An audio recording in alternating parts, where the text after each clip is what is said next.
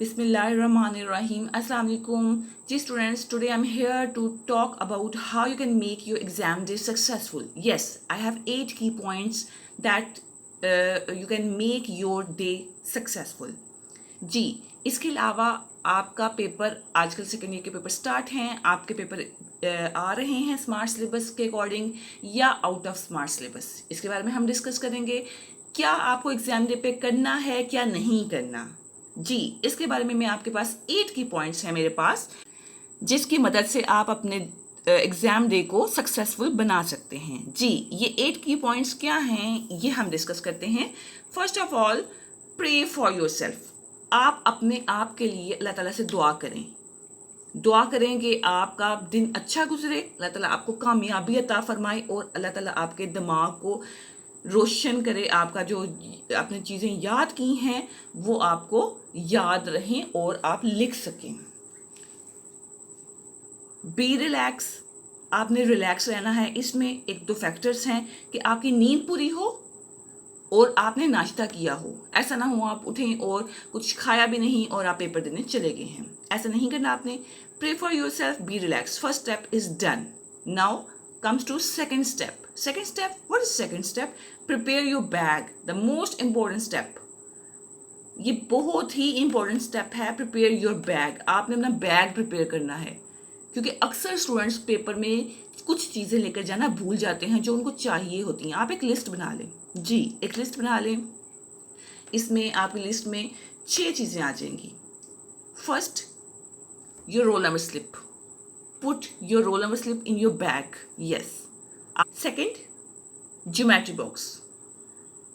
Put geometry box in your box. And what's in geometry box? There should be, आपके geometry box में क्या कुछ मौजूद हो। आप एक मोटा मार्कर रख लें, एक बारीक मार्कर रख लें जिससे आप मेन हेडिंग, सब हेडिंग, एक पेन रख लें पेन राइटिंग के लिए, ball points, pencil, eraser, sharpener. और एक बात याद रखें, आपने एक्स्ट्रा बॉल पॉइंट भी रखनी है। ठीक है, आप किसी की मदद कर सकते हैं उस एक्स्ट्रा बॉल पॉइंट से, किसी को चाहिए हो आप उसको दे सकते हैं। ये तो हो गई आपकी ज्योमेट्री बॉक्स। नेक्स्ट आपने क्या रखना है? Clip board.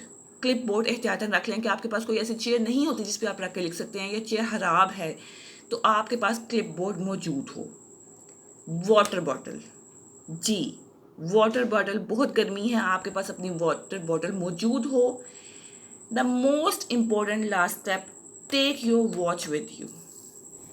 यस, आपने अपनी घड़ी अपने साथ लेकर जानी है because it helps in time management.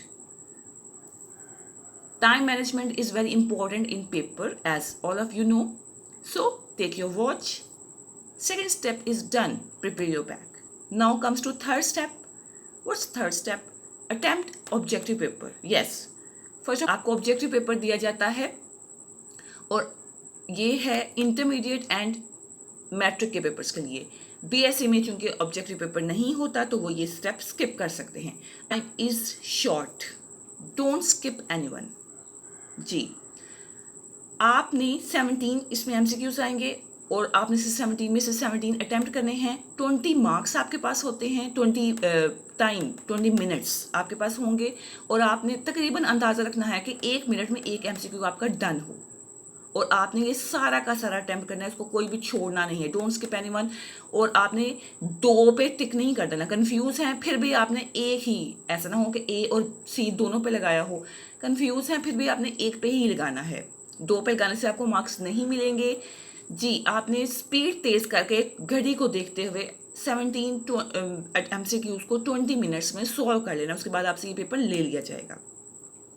Next step पे आ जाए। Fourth step, read subjective paper. Yes students, आपको ऑब्जेक्टिव पेपर डन हो गया, आपको सब्जेक्टिव पेपर दे दिया गया है। आपने फर्स्ट ऑफ ऑल पूरे पेपर को रीड करना है। जी, आप सोच रहे होंगे कि इसमें ज़्यादा टाइम ना लग जाए, लेकिन एक बार आपका पेपर को रीड करना बहुत ज़रूरी है। स्पेशली लॉन्ग क्वेश्चन रीड करने हैं आपने और शॉर्ट क्वेश्चन भी आप रीड कर लें। बेशक बहुत बारीकी से रीड ना करें, आपने उसको थोड़ा बहुत रीड कर लेना है पूरे पेपर को। ये स्टेप क्यों ज़रूरी है? 5वें स्टेप के लिए। जी, 5वें स्टेप के लिए 4th स्टेप बहुत ज़रूरी है। आपने रीड किया होगा तो ही आप 5वां स्टेप अटेम्प्ट कर पाएंगे। What is 5 step?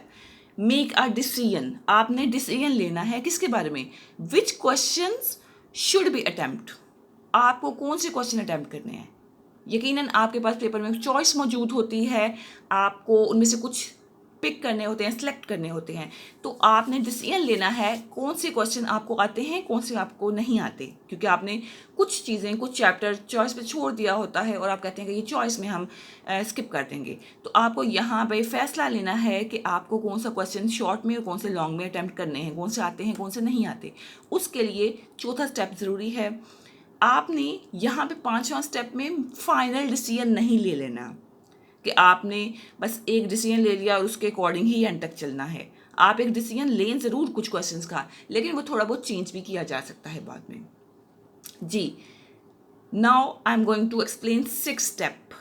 Try to impress your checker, your paper checker, जिसके पास आपका पेपर जाना है, आपने उसको इम्प्रेस करने की कोशिश करनी है। आपने वो पेपर शॉर्ट चाहे हो चाहे लॉन्ग, वो क्वेश्चन अटेम्प्ट करना है जो आपको बहुत अच्छे तरीके से आता है, ये जो बुक पे लिखा हुआ है कि ये क्लियर एंड कट, उसमें कोई गलती की गुंजाइश ना हो, उसमें कोई चीज़ भी गलत आपको लगे कि नहीं है, आपने वो अटेम्प्ट करना है पहले। इससे इम्प्रेशन अच्छा पड़ेगा। अगर आप गलत क्वेश्चन को पहले कर देते हैं या आप चीज़ों को कंफ्यूजिंग बना देते हैं, तो जो पेपर चेकर है वो कंफ्यूज हो जाएगा, इरिटेट हो जाएगा, और फिर इरिटेशन में फिर वो आपके पेपर को सही मार्क नहीं करेगा।